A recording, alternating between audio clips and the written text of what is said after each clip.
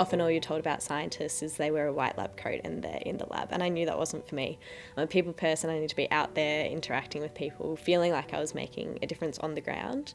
So when I saw that the Global Challenges degree offered that side of it, where you have your impact through science as a specific unit you do every single semester, I was in love straight away. I came here with Mum and did the whole tour as you do in year 12. We're like, that actually looks really good. Like, it shows you that you're going to be learning skills and, you know, applying these skills in a proper setting and changing things. The more I read about global challenges, the more I realised that that was exactly what I was after, because I was interested in science, but I was also interested in international development and this urban planning. I came into this course having no idea what I wanted to do, and that's what drew me to it, because I knew that I was really passionate about science and this idea of being able to use science as a vehicle to make change and use it in different contexts. I was like, yep, that's me.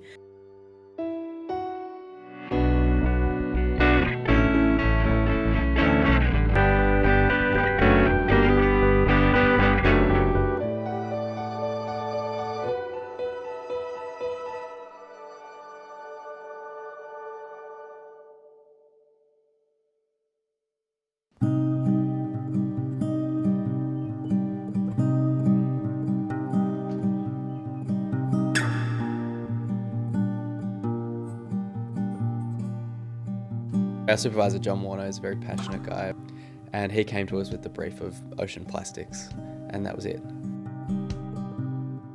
We kind of came to the conclusion that microplastics were the thing to work on, because that's kind of the big emerging field and consequence in ocean plastics.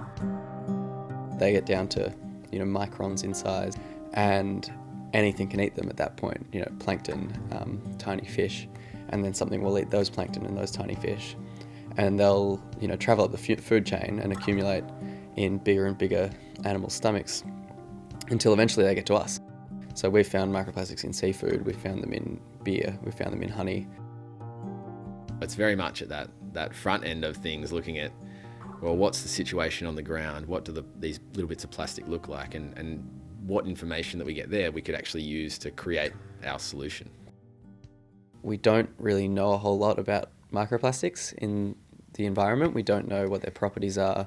We don't know if they're charged, how big they are, whether they're polyethylene or polypropylene or polystyrene, and what that distribution is. We've been working on methods for detecting polymers and microplastics in rivers and streams, and trying to use a spectroscopic technique, so basically a detection technique, to see if we can get those polymers in a sample and kind of characterise those. In the urban streams, so the little creeks and rivers around Melbourne, what those bits of plastic are in terms of polymer type, what size, what particle type. Are they fibres of our clothes? Are they little bits of chip packet? Some polymers can fluoresce, so when you shine a light on them, they kind of like shine a light back at you.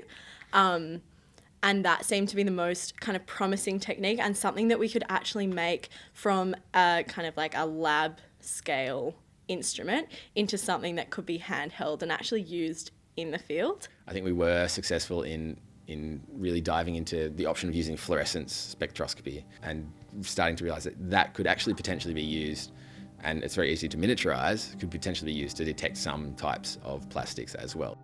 People just don't have an understanding of the microplastic problem and the extent particularly of the microplastic problem.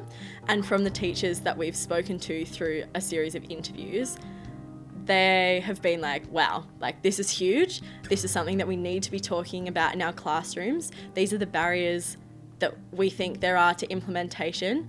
And we've been working on solutions to try and overcome those.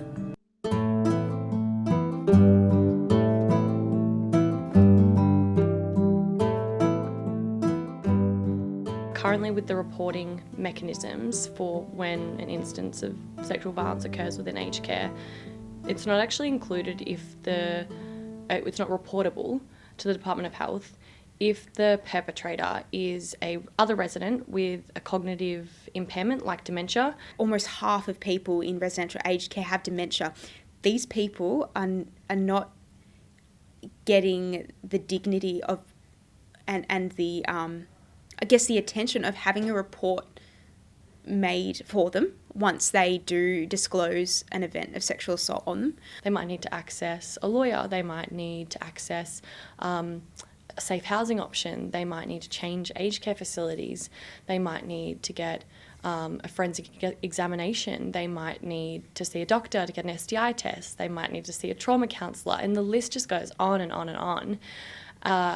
And we're expecting people that have experienced a really awful trauma, who might already have a cognitive impairment and other physical disabilities, to then go and figure out themselves all those people to call. We initially created the 7 recommendations with a panel, going through what the key problems were, what some ideas were. Then we went away, got them into a 10. Then we presented them at a seminar where we got feedback on them, who were mainly aged care workers. And then we kind of funneled them down and fixed them a bit, and then took them to Canberra, where we presented them to different politicians from 6 different political parties. And so there is a lot of disbelief, but we were never ever met with that doesn't happen. And I guess that's the first step to creating change. I think it's important to be advocates for a group that doesn't necessarily represent what you are now, but, you know, we're going to be old one day too. And I'd hate to think that my parents, or even, you know, if this thing goes on till the time that I need to be in aged care, I'd hate to think that I won't have the voice then, but I've got the voice now.